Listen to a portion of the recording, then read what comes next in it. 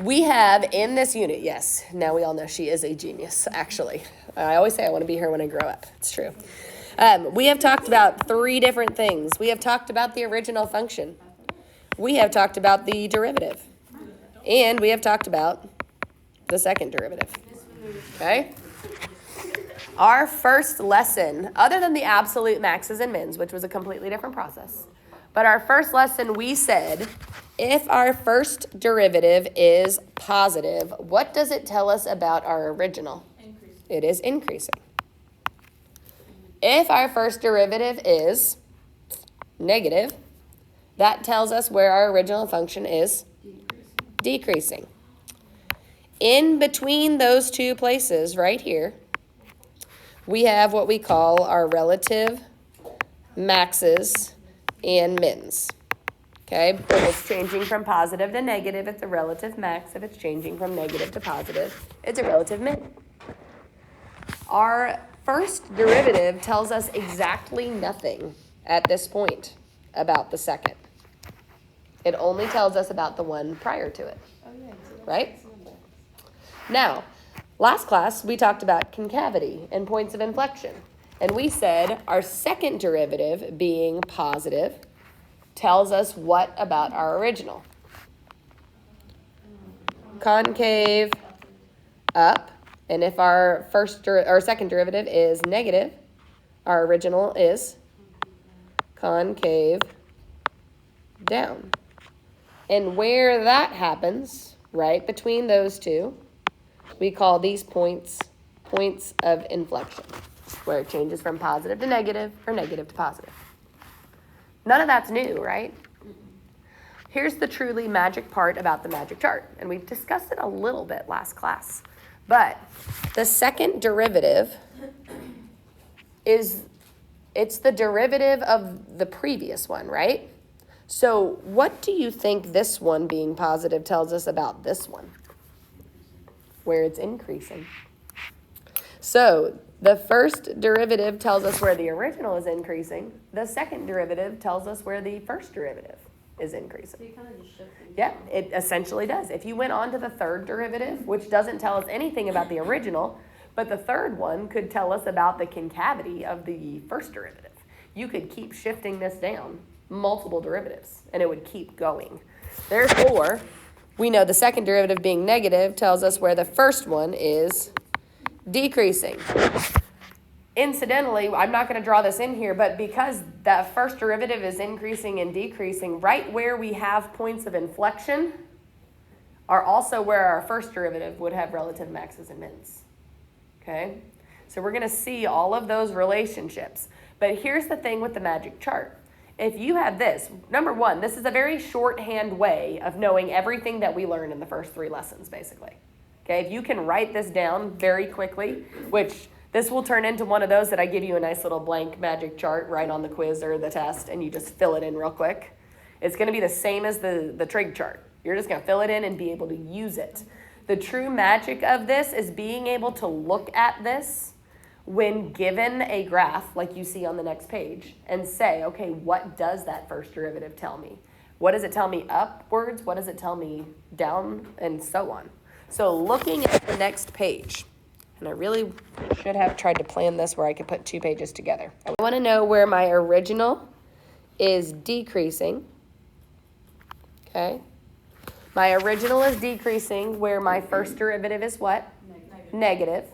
Okay, so let's answer that question first and see if we, like the Venn diagram thing, put the 2 together and see where they overlap.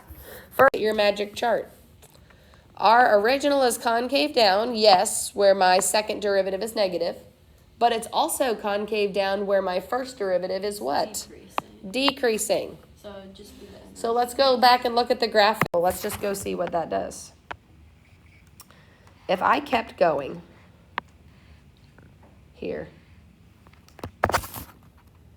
Okay, let's just continue and say, what if we had a third derivative? Everything bumps down 1, right? This would be first derivative is concave up. This would be first derivative is concave down. What do you think would go directly underneath that? Second derivative is increasing and decreasing. Third derivative is positive and negative. Now, we don't have the third derivative, so that's not going to help us, but we do have the second, right? So, what do we know? Down where what? Where the double prime is decreasing. Well, can't you just look at a graph and see where it's decreasing? Yeah. The original has relative mins and maxes, where it changes from increasing to decreasing, where the first derivative is positive, switches from positive to negative or negative to positive. What does the second derivative contribute to relative extrema?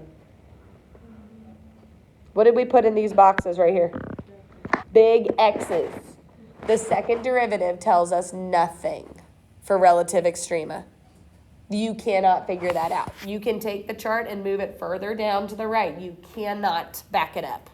It does not work. So the further you go backwards, the less information you have. If you keep going down, you have more information. So because of that fact, the second derivative does not tell us anything about the relative maxes and mins. Therefore, at this point, love it, but I didn't. All right. When you are analyzing graphs like this will truly be a lot. I mean, you might see it on free response. You saw it on your quiz a little bit like this, where you're given a graph and answer it. But you really could see this on multiple choice, because it would be a very quick, here's the first derivative. Where is the original increasing? And you just tell me based off of that graph. And this is where the magic chart will come into play for us. So the key to these is, number one, first and foremost, what have we been given here? The first derivative.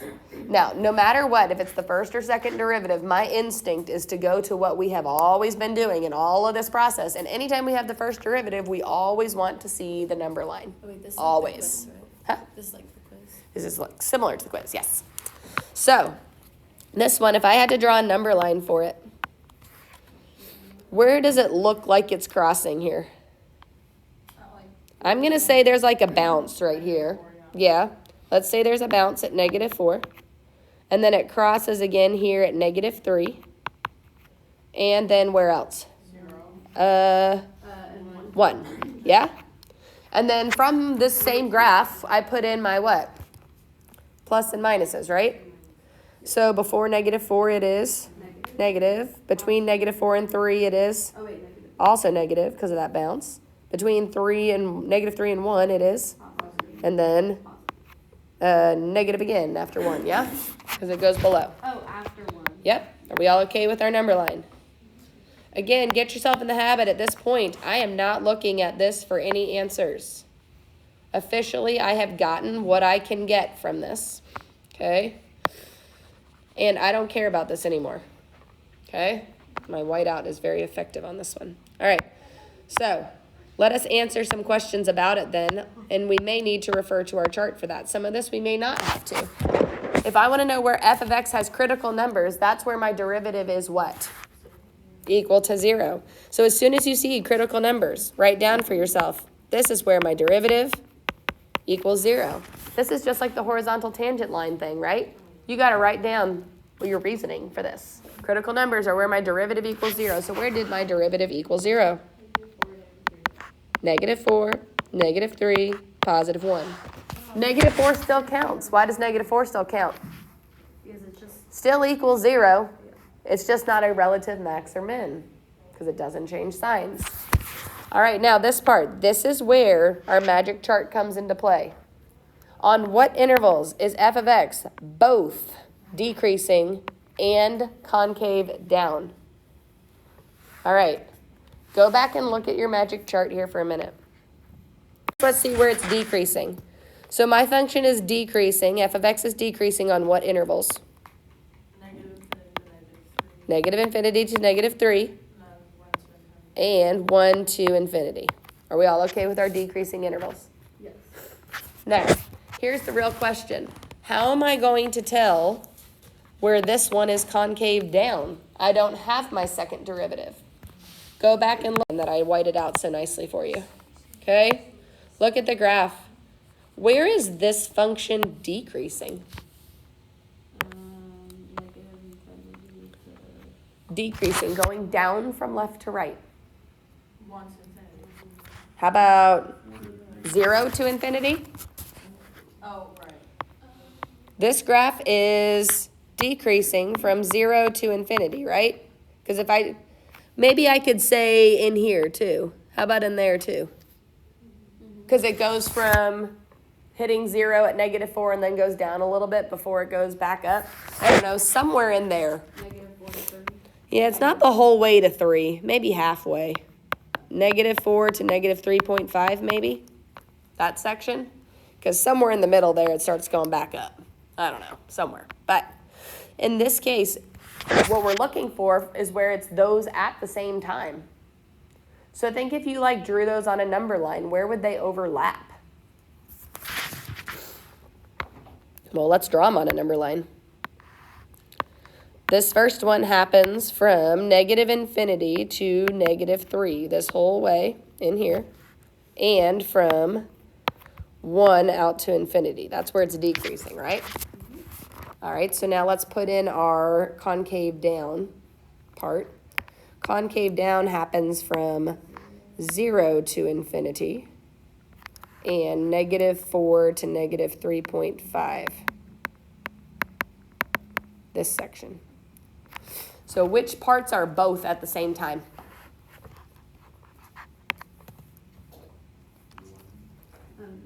One to infinity, yeah.